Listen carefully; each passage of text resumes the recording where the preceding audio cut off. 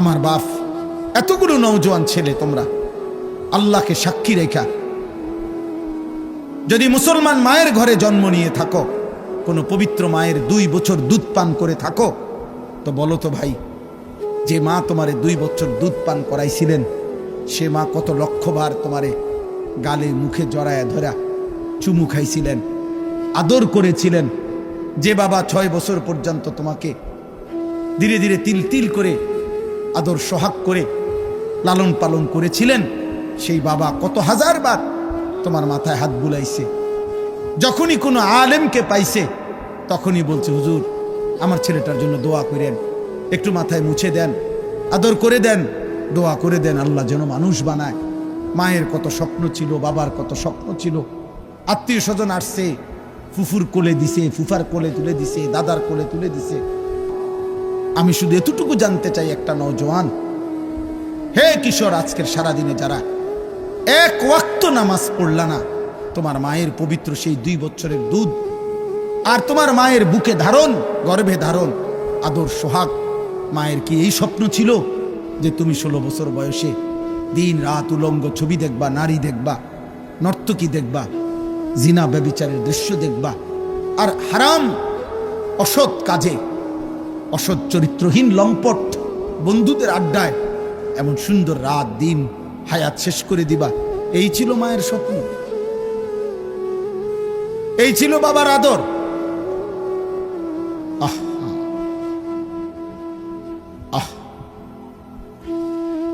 মনে রাখো আব্বা, যদি কোনো দিন আর বলতে না পারি তো আজই বললাম, মনে রাখো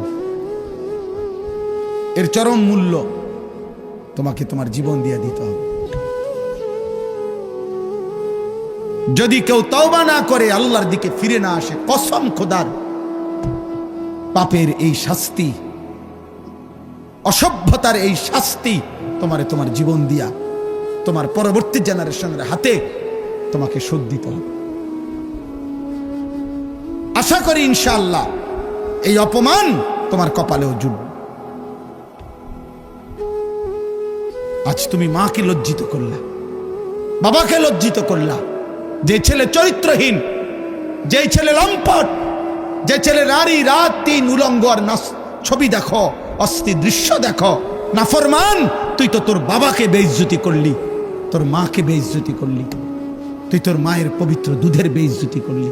লোকে তো তোর মাকেও বলবে কেমন অসতের সন্তান এটা। লোকে তো তোর বাবাকেও বলবে কার ঘরে জন্ম নিল, এত বড় অসভ্য, এত বড় চরিত্রহীন। তুমি তো তোমার বাবাকেও শেষ করে দিলা।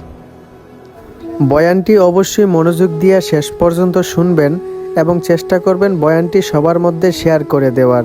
আপনার একটা শেয়ারে যদি এই বয়ান থেকে কেউ হেদায়েত পায়, তাহলে অবশ্যই আল্লাহ এর প্রতিদান আপনাকে উত্তম কিছু দিবেন। অবশ্যই ভিডিওটি সবার মধ্যে শেয়ার করে দিবেন। কি আখেরাত মামুলি? হাসরের মাঠ এটা ফুটবল খেলার মাঠ? তাইলে সুপারিশ কি এটা খামখেয়ালি ভাবছেন? হাউজে কাউসারের পানি কি এটা মাম পানি? তাইলে কলসিপ দিলেই পানি বেরোব? এটার জন্য কোনো কাগজ দেখাইতে হবে না, এটার জন্য কোনো আমলনামা দেখাইতে হবে না, এটার জন্য কিছু লাগবে না। অতএব সুন্নাত বিহীন, নবী সাল্লাল্লাহু আলাইহি সাল্লামের অনুসরণ বিহীন, দিন মানা বিহীন আখিরাত মিলবে, আখিরাত মিলবে। অতএব প্রিয় ভাই, প্রিয় বাবা, আমি এতটুকুই বলছি, আল্লাহ তাআলা আমাদেরকে এটা বুঝাইছেন যে বান্দা, এই গোটা সৃষ্টি জগতের প্রতিপালক আমি, আমার সব প্রশংসা, আমি সব চালাই, সব করি, গোটা কায়নাত আমি লালন পালন করি। অতএব সব প্রশংসা তোমার বিবেকের কাছে দাবি, আমি আল্লাহর প্রাপ্য, আমি রহমান, আমি রাহিম, আমি দয়া মায়া করে গোটা জগৎ চালাই। তবে আমি মনে রেখো, মালিক ইয়াউমিদ্দিন, আমি এই দুনিয়া খাইতে দিচ্ছি, পড়তে দিচ্ছি, চালাচ্ছি, কিন্তু আমি কিন্তু বিচার দিবসের মালিক, আমি বিচার করব, আমি হিসাব নেব, আমি আল্লাহ ছেড়ে দেব না। আজ আমি গোটা দুনিয়া খাইতে দিলাম, কিন্তু সেদিন আখেরাতে গোটা দুনিয়ার জাররা জাররা, আমার দেওয়া বিন্দু বিন্দু নিয়ামত, একটা একটা নিঃশ্বাস আমি হিসাব নেব। অতএব দোস্ত, আল্লাহ তাআলা আমাদেরকে ব্যালেন্স শিখাইছেন সূরা ফাতিহাতে, আলহামদুলিল্লাহি রাব্বিল আলামিন আর রহমানির রহিম একদিকে বলছেন, আরেক দিকে বলছে বান্দা মালিক ইয়াউমিদ্দিন। অর্থাৎ একদিকে তুমি শোনো, আমি খুব দয়াবান, আমি তোমারে খাওয়াবো, তুমি আমারে সেজদা দাও আর না দাও, আমি যেহেতু হায়াত দিছি, আমি দুনিয়া তোমারে দেব, দুনিয়া দেব, তবে তুমি শুধু এদ্দুর মনে রাখবা, মালিক ইয়াউমিদ্দিন, আমি কিন্তু হিসাব নেব, আমি কিন্তু কি নেব বলে না, হিসাব। অতএব তুমি যদি বিবেকবান হও, বুদ্ধিমান হও, তাহলে তোমার এটা ভাবা উচিত যে আল্লাহ যেহেতু আমাকে সব দিচ্ছেন, আবার তিনি আমার সব হিসাব নিবেন, আজ হোক কাল আখেরাতে। অতএব আমার উচিত অন্য কোনো দিকে না যাইয়া ইয়াকা না'বুদু এটাই বলা যে আল্লাহ আমি আপনার গোলামি করব, আমরা আপনার ইবাদতই করব, আপনার ইবাদতই করি। কেন? অন্যদিকে যাইয়া লাভ নাই। দয়াও করছেন আপনি, আবার হিসাবও নেবেন আপনি, অন্যের কাছে যাইব কেন? ইয়াকা নাস্তাইন, আর শুধু মাওলা এতটুকু চাওয়া যে জীবন চলার পথে আমি দুর্বল, আমিও দুর্বল, আপনি আমারে সাহায্য করেন, আমি যেন আপনাকে মানতে পারি, আপনার পথে চলতে পারি, আপনার হুকুম মানতে পারি, আপনার গোলামি করি। আল্লাহ আমাদেরকে তৌফিক দান করে। এই জন্য এই পৃথিবীর সবচেয়ে বড় বেয়াদব বেনামাজ, মনে রাখবেন, এই পৃথিবীর সবচেয়ে বড় বেয়াদব নিকৃষ্ট হাইওয়ান, এই পৃথিবীর সবচেয়ে নিকৃষ্ট জানোয়ার যার কপালে সেজদা। এটা শুধু জানোয়ার না, বরং জানোয়ারের চাইতে নিকৃষ্ট। এটা শুধু কুত্তা না, কুত্তার চাইতে নিকৃষ্ট।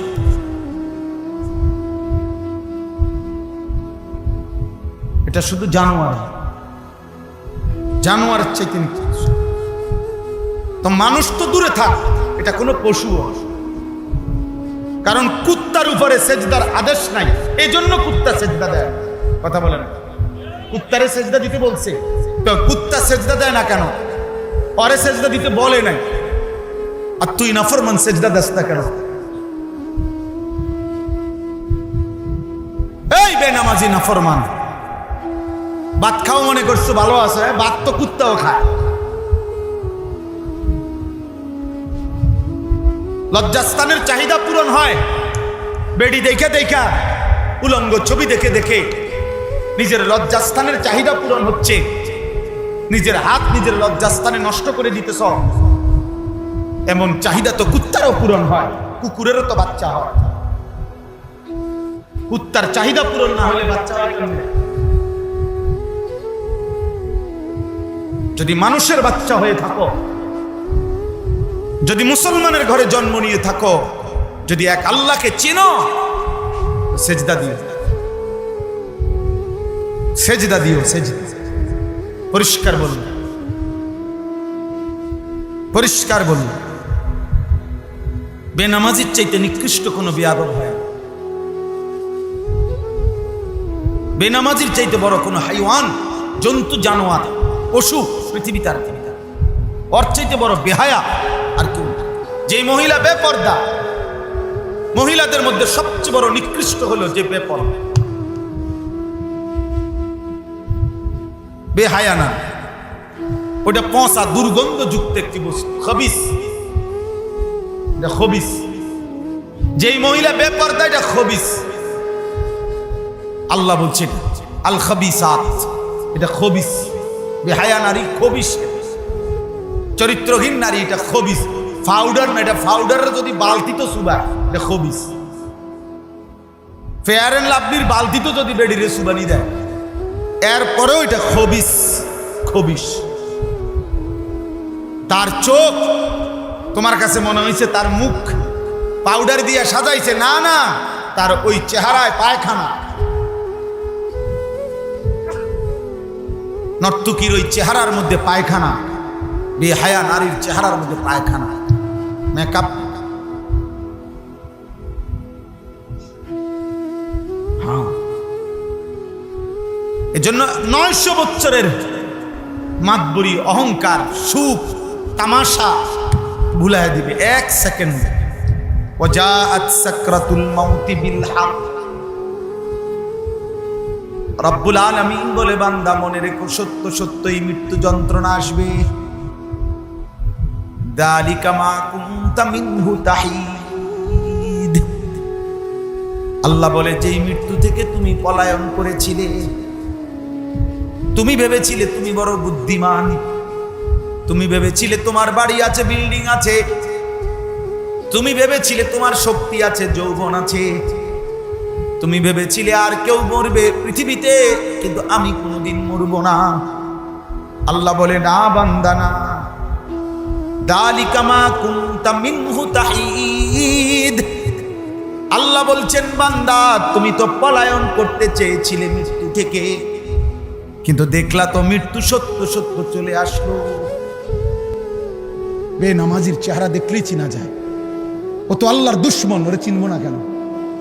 ও তো নবীর দুশ্মন, ও তো কোরআনের দুশ্মন, ও তো ইসলামের দুশ্মন। তাকে চিনবো না কেন? ওরে দেখলেই বোঝা যায়।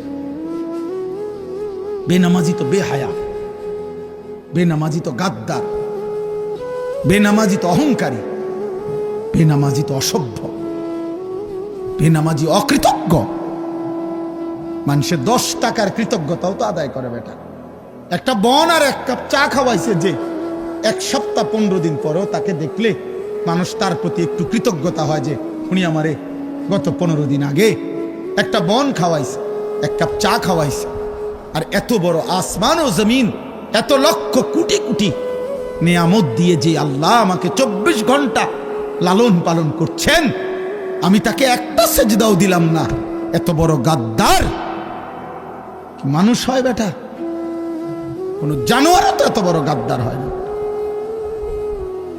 কোন কুকুর বিড়ালও তো এত বড় গাদ্দার হইতে পারে না বেটা, কোন পশুও তো এত বড় গাদ্দার হইতে পারে।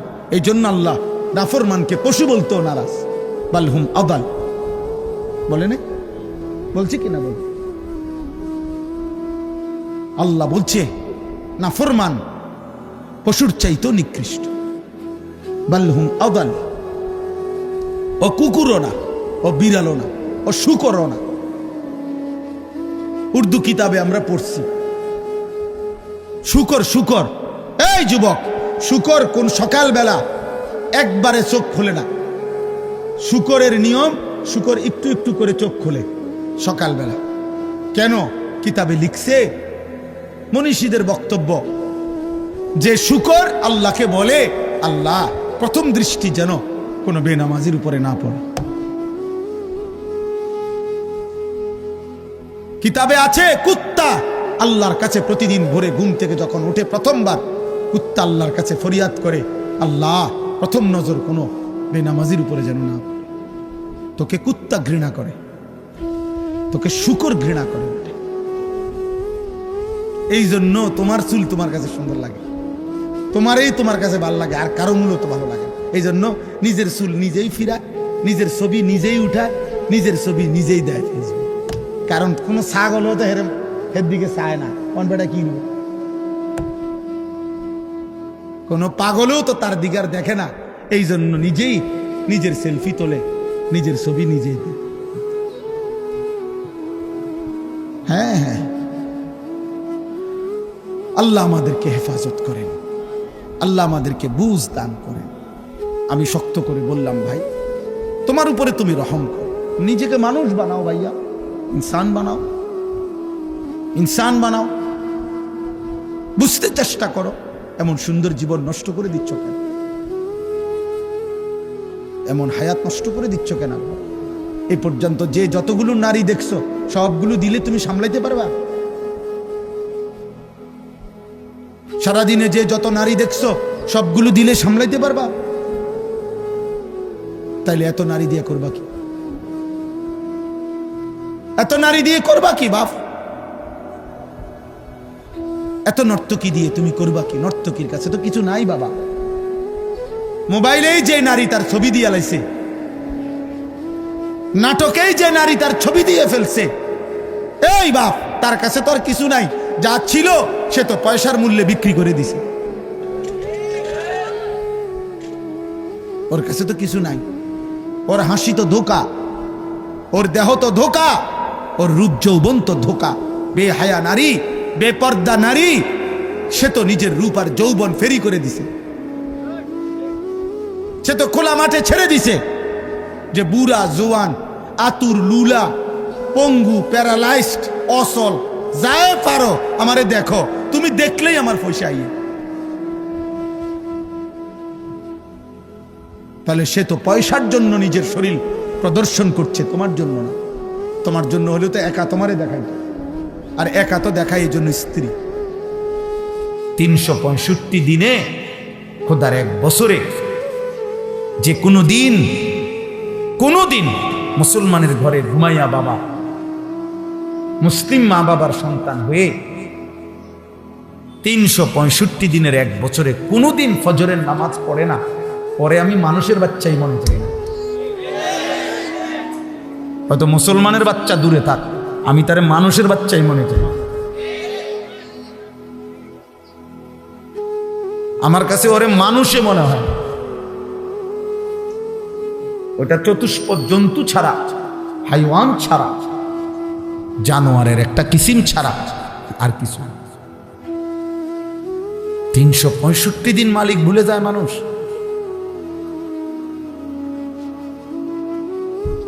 365 দিনে খোদার এক বছরে কোনোদিন সেজদা দিবে না। আরে বলে কি মানুষ এভাবে আল্লাহ ভুলে যায়, এভাবে সৃষ্টিকর্তা ভুলে যায়। আস্তাগফিরুল্লাহ, আস্তাগফিরুল্লাহ। এই জন্য আমি আমার ছেলেরেও বলছি, আমার ছেলে মিজান জামাতে পড়ে, আমি জড়ায় ধরে কাঁইদা বলছি, বাপ মনে রাখিস আব্বা, যদি দেখো এই সমাজের সব ছেলেও মোবাইল টিপে, তুই মনে করো না ওরা সুখে নাই, বাপ ওরা নষ্ট হচ্ছে।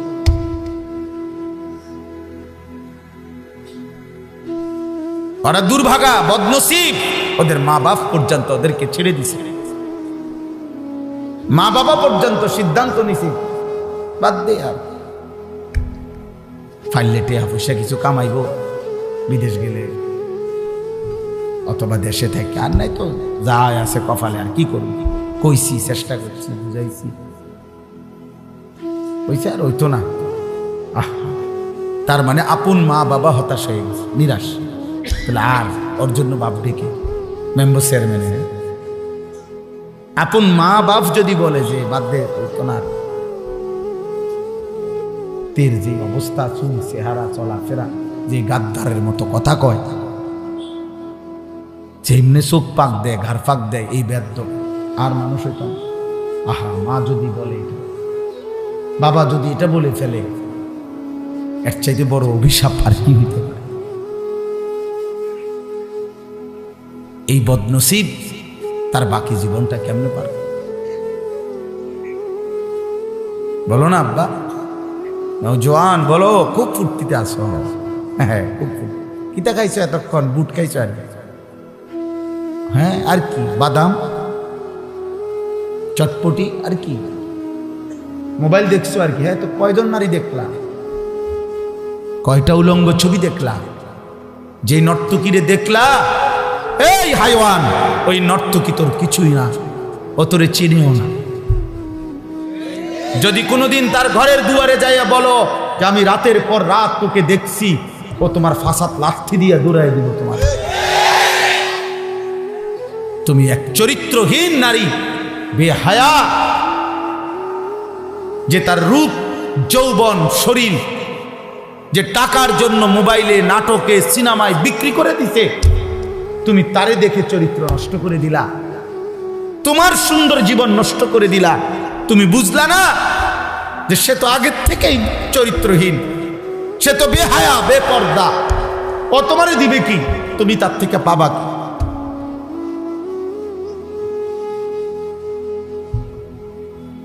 রাসূলুল্লাহ সাল্লাল্লাহু আলাইহি ওয়াসাল্লাম বলছে, কোন নারী যদি, কোন মেয়ে যদি রাস্তায় এভাবে হাঁটে যে তার গায়ের সুগন্ধি, গায়ে এমন সেন্ট ব্যবহার করছে যে সেন্টের ঘ্রাণ পুরুষের নাকে লাগে, খোদার কসম নবী বলছে ফাহিয়া জানিয়া, ওই মেয়ে, ওই নারীও ব্যভিচারিণী, ব্যভিচারিণী, ব্যভিচারিণী নারী।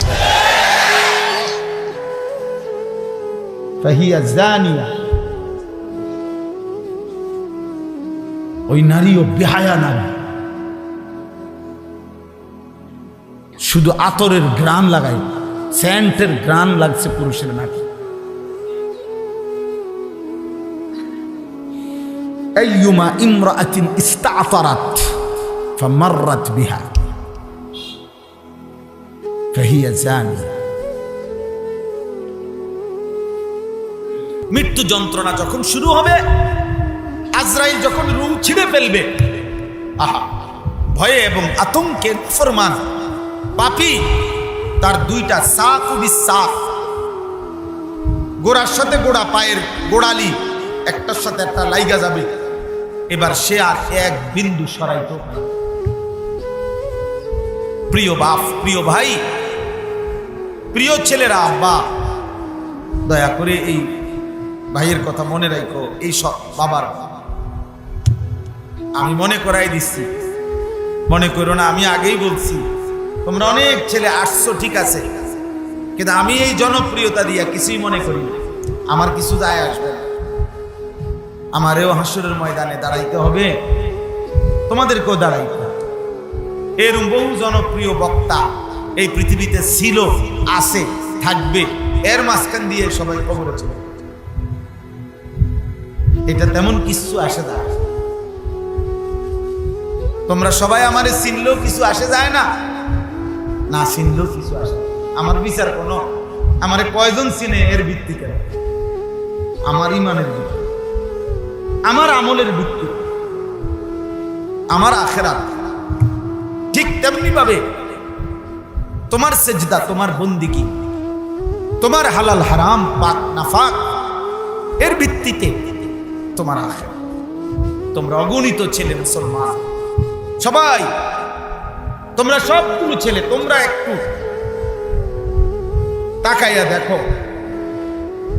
তোমরাই বাপ একটা একজন আরেকজনের তাকাইয়া দেখো, ইনসাফের সাথে আল্লাহর সাক্ষী রেখে একটা মিনিট মনটা দিয়া তোমরা ভাইবা দেখো তো, এই সবগুলো ছেলে যদি একটা মহল্লার আশপাশের, এরা তো সব তোমরা এখানে নর্থ বেঙ্গলের ছাত্র না, ছেলে না যে তোমরা সবাই উত্তরবঙ্গ থেকে আসছে এখানে, কথা বলেন, এরা সব পার্বত্য চট্টগ্রামের খোলাফায়, এই এলাকা আশেপাশে 2-4-10 কিলোমিটারের ভিতরে, তাহলে 2-4-10 কিলোমিটারের ছেলে তোমরা।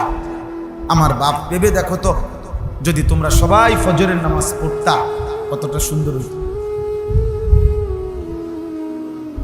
যদি তোমরা সবাই 5 ওয়াক্ত নামাজ পড়তা, খোদার কসম ইসলামের বিজয় আরো আগেই হয়ে যায়।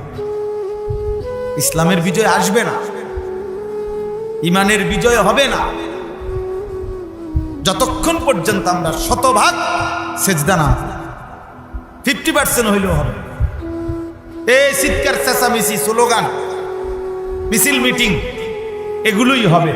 কিন্তু আল্লাহ পাক বলছে, বাবুরে আমার ওয়াদা, আমার ইমান 100% বুঝাই দিতে হবে, আমল 100% বুঝাই দিতে হবে। কোরআন শরীফে সূরা নূরের মধ্যে আছে, ওয়াদাল্লাহুল্লাযীনা আমানু ওয়া আমিলুস সালিহাত লা ইস্তাখলিফান্নাহুম ফিল আরদ।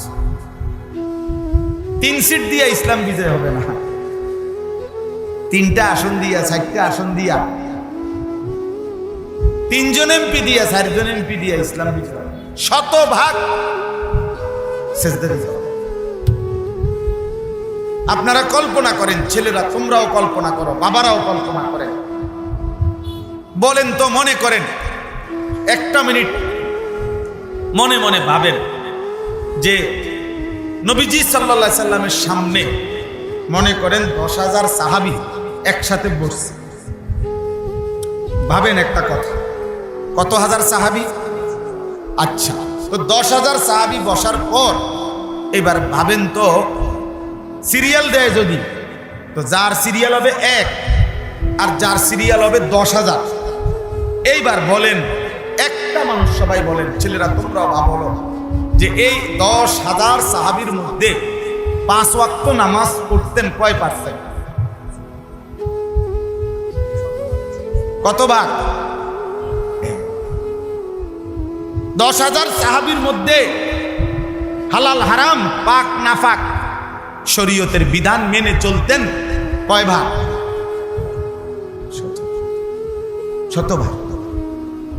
100 প্রথম সাহাবী যিনি, তিনি যেমন 5 ওয়াক্ত নামাজ পড়তেন, 10,000 নম্বর যিনি, উনিও 5 ওয়াক্ত নামাজ। প্রথম সাহাবী যিনি, তিনি যেমন মিথ্যা, চুরি, ডাকাতি, জিনা, ব্যভিচার, মদ, জুয়া সুদ ঘুষ কিস্তি হারাম থেকে বাঁচতেন তো 10,000 নম্বর সাহাবিও বাঁচতেন সমান। এই কারণে উনারা যখন ঈমান আমল শতভাগ বুঝাইয়া দিছে তো আল্লাহ তাআলা ইসলামের খেলাফত সারা পৃথিবীতে উড়াইয়া দিছে। এজন্য দয়া করে একজন হোক দুইজন হোক পর্দার আড়ালের যে মা বোনরা আছেন তাদেরকেও বলি, মা বোন, হে মুসলিম কন্যা, তুমি তোমার ইজ্জতের হেফাজত করো, তুমি তোমার আখলাকের হেফাজত করো। রাস্তার কোনো দুষ্ট, মহল্লার কোনো চরিত্রহীন যুবকের ফাঁদে তুমি তোমার ইজ্জত দিয়ে দিও না। ও তোমাকে ধোঁকা দিবে, ও তোমাকে ধোঁকা দিবে। আল্লাহ আমাদের বোনদেরকে, মেয়েদেরকে, ছেলেদেরকে, আমাদের নওজওয়ানদেরকে হেফাজত করে। কোরআনুল কারীমের যে আয়াত দুইটা পড়ছি, আমি এবার এই দুইটা আয়াতের সংক্ষিপ্ত, এই আর 10টা মিনিট লাগবে না ইনশাআল্লাহ, তর্জমা বলেই আমার কথা শেষ করছি। আল্লাহ তাআলা বলছেন, দেখেন কিছু ছেলে এখনো কথা বলে, আল্লাহ তোমাদেরকে মাফ করে দেন। আহারে সন্তান, কোনোভাবেই থামানো গেল না, কত বড় বদনসিব সন্তান। আল্লাহ কোরআনে বলছে, আমার কথা যখন হয় সেই কথার থেকে যে বিমুখ হয়, কোরআন শরীফের আয়াত আছে, তার চাইতে নিকৃষ্ট জালেম এই পৃথিবীতে আর কেউ নেই। আমি এটা খুব ভয় পাই। এক তো হলো আমি শুনলাম না, কোনো অসুবিধা নেই, আমি ঘুমায় গেলাম, চলে গেলাম। এখানে কি পুরা এলাকার মানুষ আসছে সবাই? তো যারা আসে নাই আজকের ওয়াজে তারা পাপী না? কেন পাপী হবে? সে শুনে নাই আর কি, এতটুকু হইতে পারে যে ওনার কোনো ব্যস্ততা থাকতে পারে, ক্লান্তি থাকতে পারে, ঠিক আছে। কিন্তু এখানে আসা অত্র ইউনিয়নের প্রত্যেকের জন্য ফরজে আইন, তাই। কিন্তু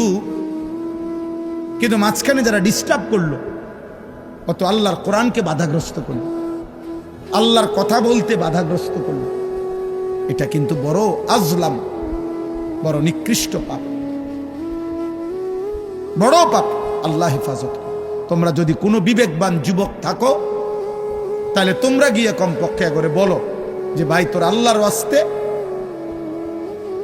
আমি দেখছি এখানে একজন চাচা একটা সুন্দর কাজ করছে, ইচ্ছা করে আমি বললাম না, কিন্তু আমি খেয়াল করছি, একটা ছেলে মোবাইল উঠাইছে, ওই চাচা ওনার টর্চ লাইট দিয়া তার টর্চ লাইট মেরে বুঝাইছে যে তুই বেদাল করিস না, আমি অন্তমকটা হল।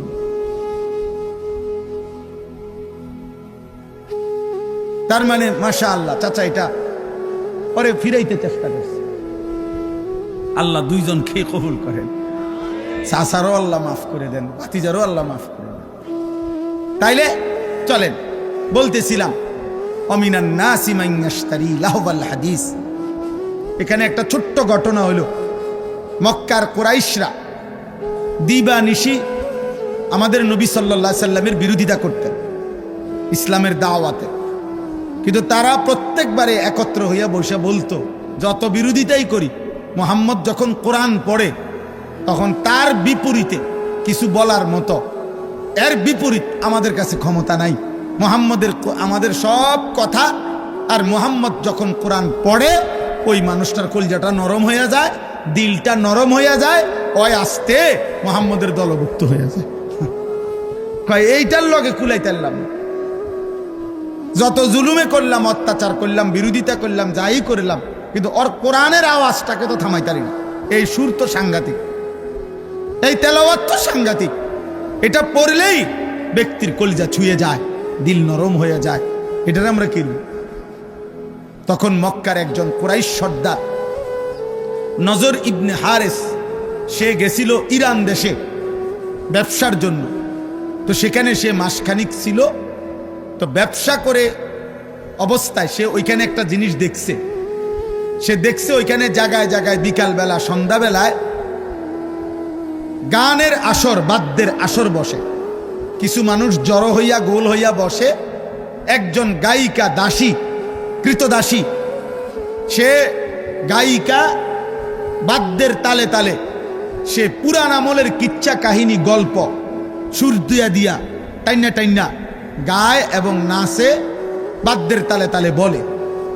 তো ও এটা খেয়াল করছে, ওইখানে এই কাফের সর্দার মক্কার নজর ইবনে হারেস, যে এরা এটা খুব মনোযোগ দিয়া শোনে, এই পাবলিকটি একদম মনোযোগ দিয়া তাকাইয়া ওই নর্তকীর গায়িকার গান শুনে, বাদ্যের তালে তালে সুরে সুরে ওই পিছন দিনের গল্প এগুলা কাহিনীগুলা শুনে। তো সে চিন্তা করছে এইটা একটা বিকল্প হইতে পারে মুহাম্মদের কোরআনের, নাউজুবিল্লাহ, একটা ব্যতিক্রম হইতে পারে কিছু। তখন সে অনেক চড়া মূল্যে, বেশি দাম দিয়া এই ইরান থেকে একজন কৃতদাসী কিনে আনছে মক্কায়।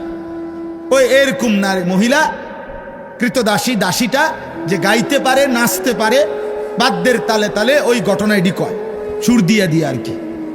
আইনা সে এবার মক্কায় কোরাইশ সর্দার এবং কিছু বখাটে দুশ্চরিত্র, দুষ্ট প্রকৃতির যুবকদেরকে একসাথ করে বলছে, তোমরা মুহাম্মদের কোরআন না শুনে এটা শোনো,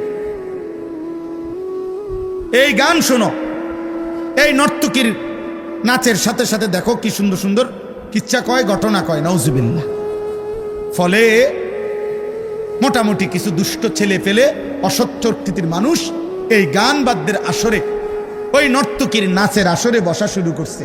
আর তখন এই নজর ইবনে হারেস এই কোরআন নিয়ে বিদ্রুপ করতো, হ্যাঁ মুহাম্মদ এবার দেখুন, চাই তোমার কোরআন দিয়ে তুমি কদ্দুর কি করো, আমিও বিকল্প লোক আনছি, দাসী আনছি, আমিও গানের আয়োজন করছি। এজন্য সে প্রতিদিন তখন গানের আয়োজন করত বাদ্যের, আল্লাহ নবীর কোরআনের বিরুদ্ধে, আর কোরআনকে উপহাস করত, ঠাট্টা করত। এই পাপী লোকটার এই গান বাদ্যের এই মন্দ আচরণের জবাবে আল্লাহ তাআলা এই আয়াত নাজিল করছে। সূরা লোকমান 21 নম্বর পারা 31 নম্বর সূরা। এই সূরার মধ্যে আল্লাহ তাআলা বলেন, আমিনান নাসি মান ইয়াশতারি লাহওয়াল হাদিস লিয়ুদিল্লা আন সাবিলিল্লাহি বিগাইরি ইলমিন। আল্লাহ বলে, হে নবী শুনেন, কিছু নিকৃষ্ট পাপী আছে এমন, যারা প্রতিনিয়ত গুনাহ মিশ্রিত কথা, বেহুদা অনর্থক কথা সংগ্রহ করে আমার বান্দাদেরকে অজ্ঞতা মূর্খতা বশত আমি আল্লাহর পথ থেকে পথভ্রষ্ট করার জন্যে, ওয়াত্তাখিযাহা হুজুয়া, এবং আমার কোরআন, আমার দ্বীন, আমার শরীয়তকে ঠাট্টা করে, উপহাস করে। উলাইকা লাহুম আযাবুম মুহিন। আপনি তাদেরকে বলে দিয়েন, আমি আল্লাহ তাদের জন্য রেখেছি অপমানকর, লাঞ্ছনাকর চূড়ান্ত আযাব। এই লম্পট বলো না কেন? যারা নারী দেখো, উলঙ্গ ছবি দেখো, বলো তুমি তোমার এই যৌবনকালে, কিশোর বয়সে এক ওয়াক্ত নামাজ পড়লা না, তো তোমার ছেলে তো আল্লাহই চিনবে না।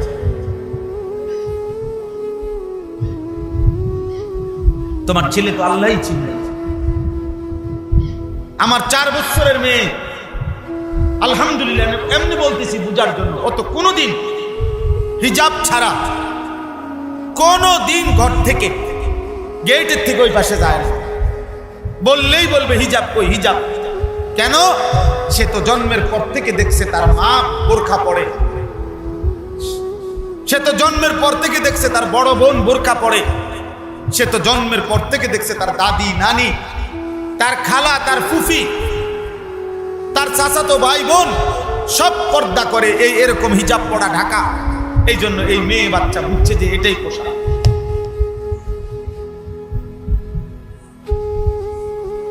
এই জন্য ভাইয়া আমার কথা শেষ, স্বীকার করি আর না করি, আমাদেরকে মরতেই হবে। এই গুনাহ, এই নাফরমানি, এই বেহায়াপনা, এই বেপরদিগি, আর যারা আপনারা মাঝ বয়সী উপার্জন করেন, হারাম রোজগার করতেছেন, চাচা অভাব শেষ করতে পারছেন না। এই সুদখোর, হারামখোর, মনে রাখেন, অভাব আপনি শেষ করে যাইতেন না। সুদ না, পৃথিবীতে একেবারে মূল যে সুদপুরের হেডকোয়ার্টার, তারেও যদি আপনি বাইতেন না, বাইন্দা তখন আপনার অভাব যাবে না। আপনার অভাব যাবে, আপনার বাড়ির ভিত্তিতে যদি 2টা ব্যাংকের শাখা খুললাম, তারপরেও অভাব যাবে না। কিন্তু এই গুনাহগুলো নিয়ে কবরে যাইতে হবে। কিস্তির গুনাহ নিয়ে কবরে যাইতে হবে, সুদের গুনাহ নিয়ে কবরে যাইতে হবে, টেলিভিশনের এই নাটক সিনেমা দেখার গুনাহ নিয়ে কবরে যাইতে হবে। একদিন ওই নর্তকীও থাকবে না, আপনিও থাকতেন না। যে ছবি দেখছেন ওই বেডিও একদিন পৃথিবীতে থাকবে না, আপনিও থাকবেন না। কিন্তু গুনাহ নিয়ে যাইতে হবে, গুনাহ নিয়ে যাইতে হবে। এত বড় কাগজ জি, অতএব এটা জরুরি, এটা জরুরি। অতএব আজকে এটাই কথা। দেখেন কি বলে আল্লাহ, শেষ কথা। আল্লাহ তাআলা বলেন, ওয়ালাকাদ খালাকনাল ইনসানা, আমি তো আমার বান্দাকে মানুষকে সৃষ্টি করেছি। ওয়া না'লামু মা তুওয়াসবিসু বিহি নাফসুহ, আল্লাহ বলে প্রত্যেকের অন্তরের গভীরে যেই কথা, গুনাহের কুমন্ত্রণা, মনের যত কুচাহিদা, আমি সেটাও জানি।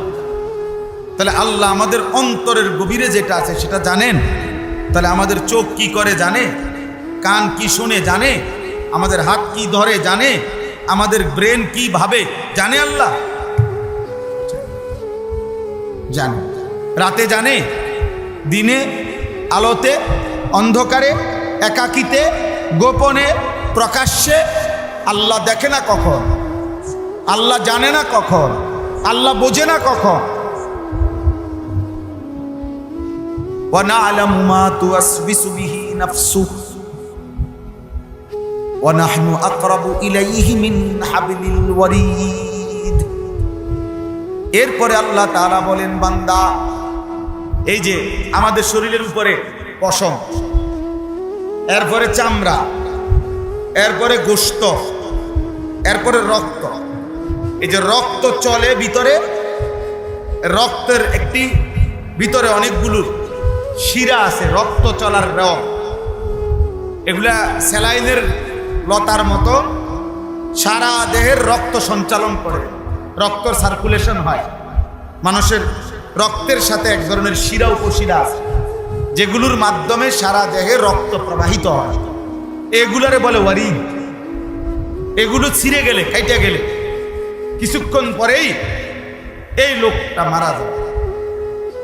তো আল্লাহ তাআলা বলে, বান্দা, যেই শরীরের ভিতরে যে রগ রেশাগুলোর মাধ্যমে, শিরা উপশিরার মাধ্যমে তোমাদের রক্ত সঞ্চালন হয়, আমি আল্লাহ ওই রগ শিরা উপশিরার চাইতেও বেশি কাজ। একটা অনুরোধ, যদি আপনাদের কাছে বয়ানটি ভালো লাগে থাকে তাহলে অবশ্যই ভিডিওতে একটা লাইক করে দিবেন। আর আনিসুর রহমান আশরাফি হুজুরের বয়ান আপনাদের কাছে কেমন লাগে তা অবশ্যই ভিডিওর কমেন্ট বক্সে কমেন্ট করে জানাতে ভুলবেন না। আর হুজুরের এইরকম নিয়মিত বয়ান পেতে অবশ্যই আমাদের এই সঠিক পরিবর্তন চ্যানেলটি সাবস্ক্রাইব করে রাখবেন।